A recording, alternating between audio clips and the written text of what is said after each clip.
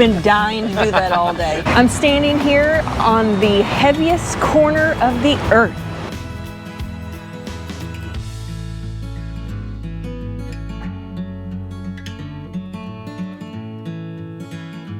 I really shouldn't have bought her that Red Bull before we took off on this hike.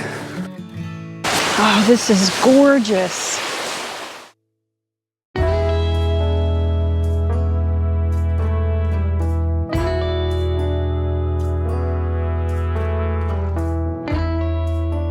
Good morning. The rain has finally pushed on out, at least for a little bit. Today, we're headed to Birmingham, Alabama.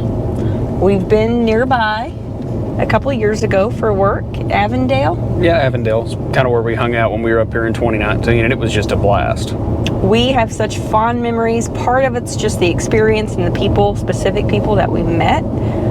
But we have high expectations for today with our last experience.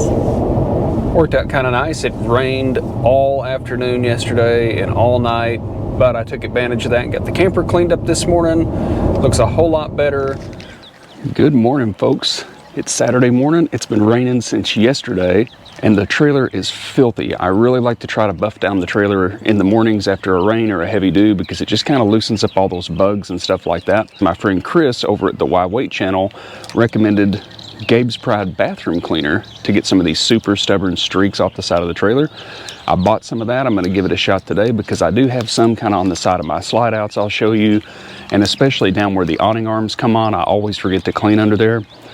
My wash and wax all takes care of 99% of this stuff, but I've got some tough ones I'm going to try to get off this morning.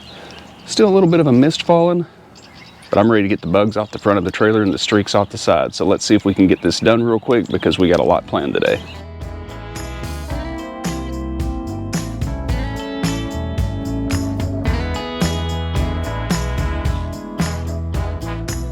Oh man, is there anything better than a clean rig? Look at this thing. We got the awnings all dried out after the storm, got the trailer buffed down with some wash and wax all, and we tried the Gabe's Pride bathroom cleaner on the really tough spots on the side of the slide.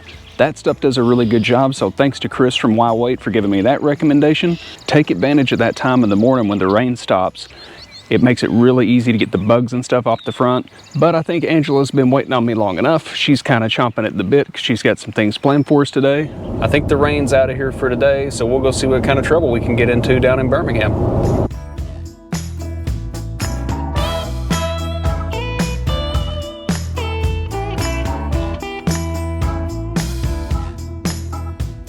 I'm gonna point this out because it's been a long time since I've ran into it.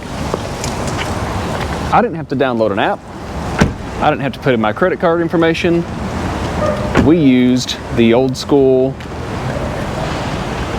coin-operated parking meter, which I thought was all out of circulation. And for 20 cents, we get to park for an hour, so. Which is right up Cody's alley. Well, free is up my alley. This is okay. You can deal with it. All right, let's go.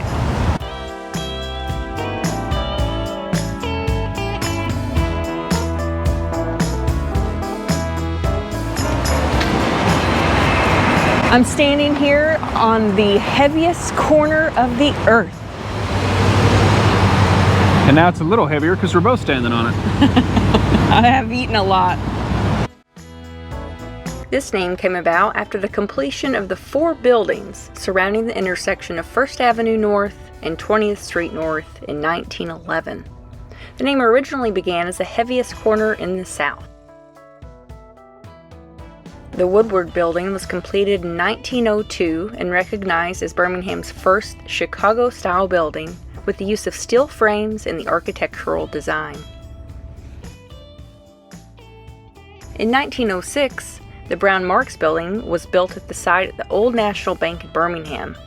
This tower became popular due to its United States Steel Corporation being the principal tenant. The building doubled its size in 1908 after much success. In 1909, the construction of the 247-foot Empire Building was completed and given the title of the tallest building in Alabama.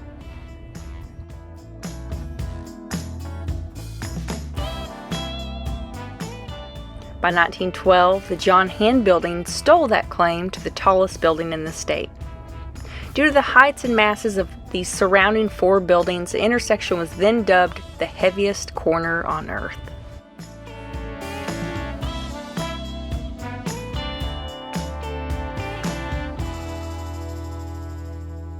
So, we all use the term from time to time. We feel like we're on the struggle bus today. Usually just you're having a bad day or things aren't going well. Well, we found the actual struggle bus, which is pretty cool, but I don't think it's the same kind of struggle bus that we get on from time to time.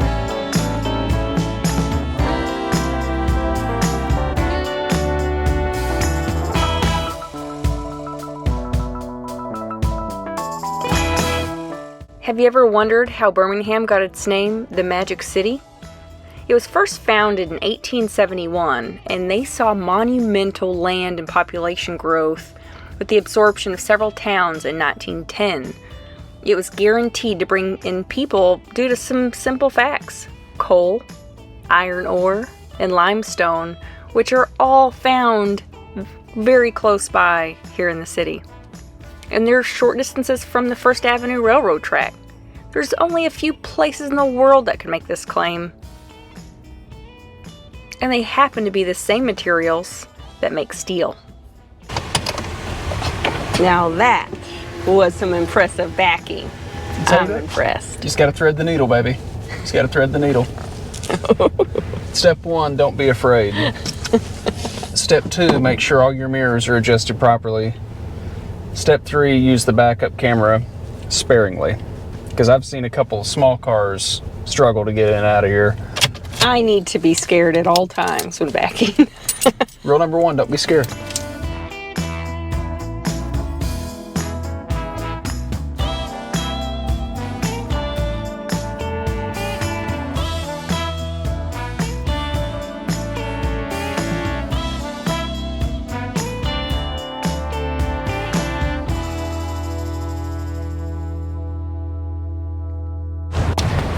Don't breathe hard, don't breathe hard, don't breathe hard. Here at Vulcan Park, Birmingham, Alabama's colossal statue is the world's largest cast iron statue and considered one of the most memorable works of civic art in the U.S. The original sculpture was designed in 1904, and it has ultimately overlooked Birmingham since the 30s. The statue weighed 50 tons, and in 99 they said, hey, this is in disrepair, it's got to go. So in 99 they closed it. Ultimately they realized how important that statue was to the city and restored it. So now they refer to it as the Vulcan Park and Museum. You can overlook part of Birmingham, beautiful views, and the statue itself. All right, so we're here at a place that we have been before. Back in 2019, we flew to Birmingham for work, and we had classes and stuff like that throughout the day, and then at night we would go out and explore the city, and one of the first places the locals there told us to go was the grocery brew pub. From what I remember, it was an old grocery store, and there was something about, I think the railroad actually came in right behind it, and that's where a lot of the inventory came from, was from this railroad that came through. Yeah, I remember that. And it looks a lot like a garage. It's a brewery now. They made it look like a garage. They have live music here a lot. It's just a cool little rustic little setting. We liked the history of it when we came here the first time. We ended up meeting some really nice people, talking to them, listening to the music. So we're going to enjoy just a little bit while we're here.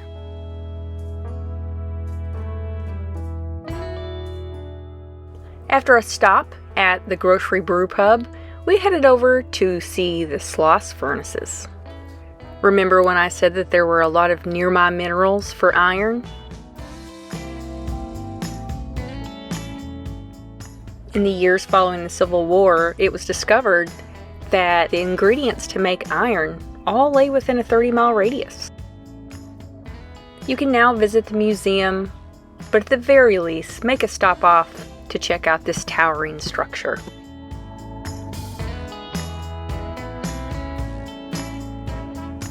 Hey, Ange, there's a train right there.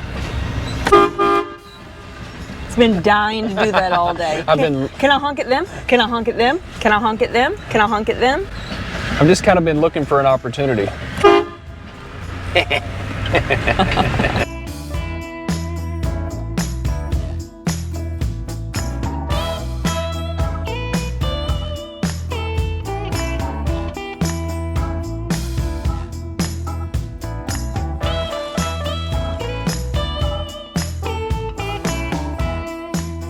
sun finally came out. It's beautiful today, but it's cold. What the heck, Alabama? Rain and cold? This is unacceptable. We are going to get out, but Cody has a little work to do today because it's going to drop to freezing tonight, potentially. Looking at the weather forecast for today, it looks like it's going to get down to 33 tonight. That's a little bit too close for comfort, and I definitely don't want to freeze and burst my hoses. So I'm just going to go ahead, unhook everything real quick. I'm not going to put the hose away because if it gets below freezing, it's going to get below freezing for like 2 hours. So I'm just going to leave it on the ground here. It'll thaw itself out if it freezes, but I do want to make sure we put our water softener away and protect it. Just a little preventive maintenance, probably unnecessary, but I like peace of mind.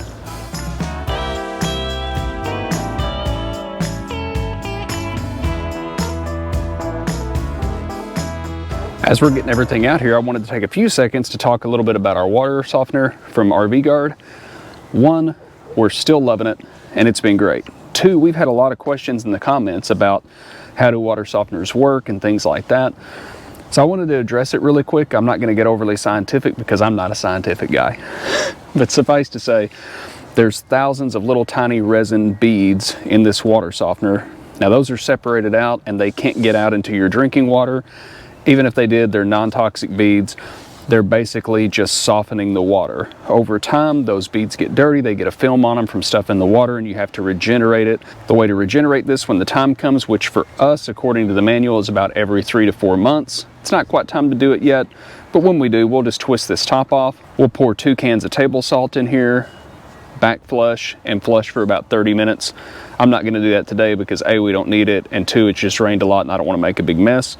But that's essentially how that works. And these things are supposed to last for about 10 years before you really need to do anything major or replace them. I do make sure when it's going to be below freezing that I set this in the basement. That way it doesn't freeze and burst overnight because it's just a plastic casing underneath there. Now, given that there's some salt value to it, it probably won't freeze as quick as everything else does. But again, better safe than sorry. If you guys have any more questions about the water softener, let us know in the comments. RV Guard did a really great job with this, and the price point's awesome. I've seen a lot of people in the comments saying they were expecting to pay $250, $350, $400 for one of these. I checked this morning. These are still on sale for 150 bucks. There's a link in our Amazon store, and we'll put one in the description if you guys want to check it out. Great value. I wish we would have done it day one.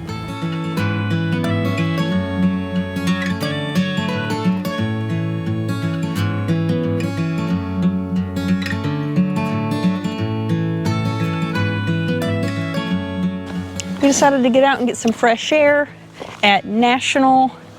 You wanna help me out here? It's called BANKHEAD National Forest here in Alabama. I'm not sure what city we're in, but it was about a 50-minute drive from our campsite. Yeah, this place has a lot of hikes, bike trails, Waterfalls. Yeah, it's kind of versatile, so we thought this would be a cool place to come. We're not really sure we're at the right place. There's some confusion. Nope, All Trails is awesome. But they have driving directions on there, so we followed the driving directions to get here, and all of a sudden Google said prepare to exit your vehicle and walk to your destination. And this is what it looked like. Since we're here, we're going to see if we can find a trail.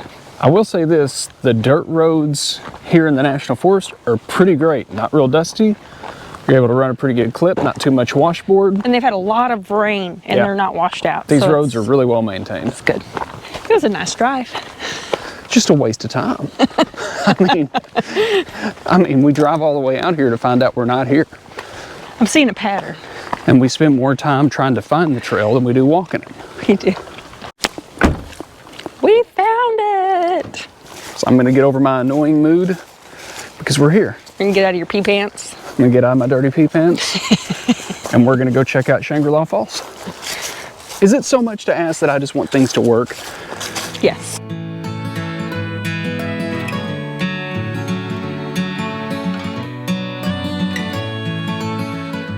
Look how green this grass is. It's quite the contrast. I guess all the open sunshine.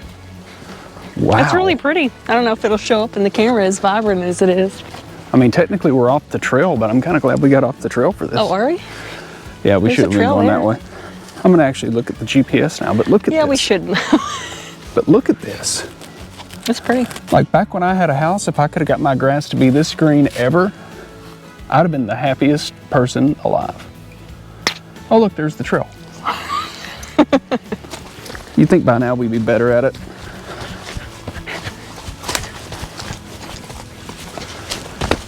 See, she does that stuff, and she's tired at the end of the hike.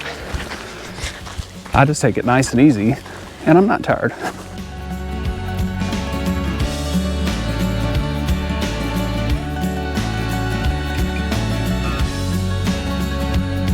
You're gonna have to do limbo under the tree, maybe? No, you're just gonna have to duck a little. How low can you go? Not very low. How low can I go? I actually have to duck for this one. We've reached a fork in the road. Haha. Let's consult all trails so we don't end up going the wrong direction. Let's take a left. Left? For real? For real. You sure? For sure. Yep, for sure. Nope. Oh, wait a minute. I think that's that way. That looks more like the trail. You're right. It's that way. Always right. Onward. I really shouldn't have bought her that Red Bull before we took off on this hike, but I needed it, so I just assumed she did too.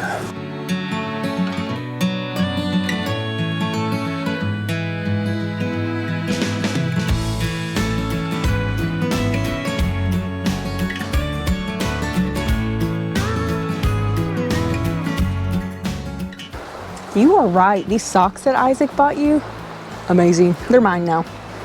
As I get older, I really appreciate a good sock.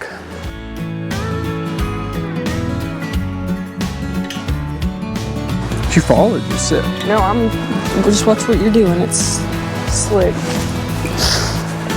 It's pretty much straight down, isn't it? Yeah.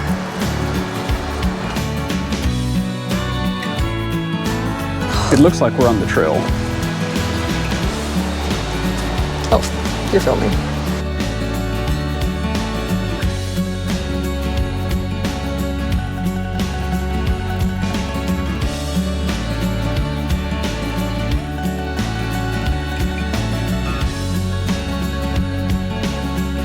Oh, this is gorgeous. Let's walk out across. That sounds like a bad life choice, baby.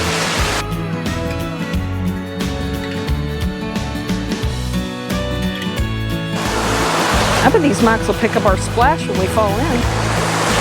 I just wanted to pick up the waterfall.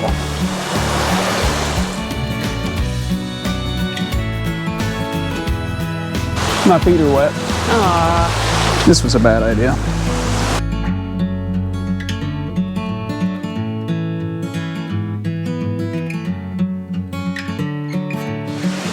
It's so pretty. That's a beautiful waterfall. That's one of the better ones I've ever seen.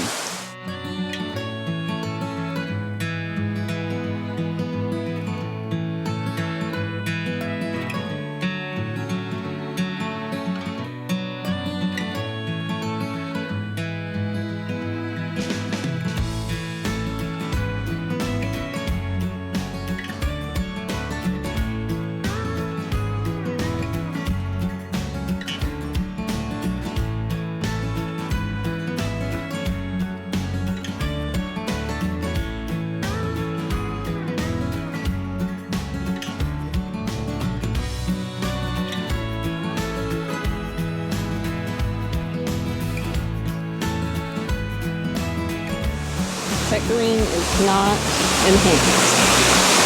No. That's pretty. Beautiful. This was not an easy hike. In fact, we ran into someone that had a little bit of a tumble. This was pretty difficult in spots. It's pretty dangerous. It's probably graded moderate. I didn't look, but it does have a lot of slick spots and slick rocks and elevation changes, but it's worth every step. Good shoes, for sure. Yeah, it's worth every step. I'm glad we wore our hiking shoes. Instead of sandals or boots. Flip-flops.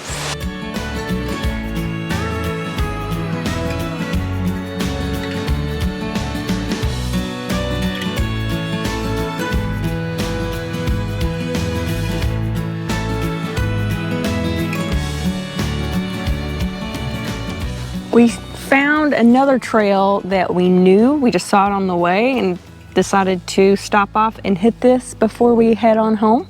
It should be a real quick one, but I think it may be worth it. We'll see. A half-mile loop. Yeah, we can do it. We can do this. We came up to Natural Bridge Falls. Short little hike. Boy, it gets chilly down here in the shade, doesn't it? It did get cool. Oh, how pretty.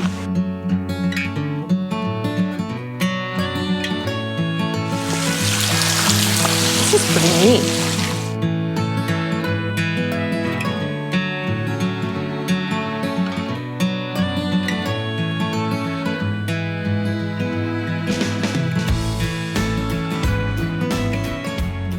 That was quick and easy. Now we're hungry, and I'm sure the dogs are ticked that we've been gone this long, so it's time to head back. Ange, I know you've been dying to do it. Just go ahead. I'm going to roll the windows down for full effect. Aux 1, just right ahead. Now you know what it feels like. I'm way too jumpy to have something that loud. All right, that's enough. I haven't mentioned that I love being in the South. Not for that reason. I was trying to scare you again. It didn't work this time. We just passed a couple of guys that were unloading something from the back of the truck. It looked like a giant rubber mat that was bigger than the back of their truck bed, but I don't know what it was. But it was obviously very heavy because both of them were really struggling to hike it over their shoulders. And one of the men took the time to shift onto his other shoulder, let go, so that he could wave at us as we went by. He just saw the truck and was like, man, that's a nice truck. Well, that's very likely. Everybody likes to see a Ford rolling down the highway, even if it is covered in dust. I tease Cody the attention he gets with this truck at the gas pumps. It's like putting a bikini lady on your hood. It's like putting a train wheel on it. Okay. Where we're going to use the smoker on 500 degrees. We're going to have some burgers, and since it worked out so great last time, I'm going to cook some bacon with it. I think this thing warms up faster than the Traeger. I'm really loving the Pit Boss so far. Now, for my big grill that I keep at the lake, I'm still partial to that Traeger because that thing's been rocking for 5 years, pretty much without issue. And the couple of little issues we have had, Traeger sent us new stuff to replace it. So I'm pretty well stuck on the Traeger, but for this small stuff on the highway, the Pit Boss is it. I'm gonna set me a timer here because I like to flip the burgers about every 6 minutes. I'm gonna throw a timer on my phone so I don't forget, and I'll see you at dinner time.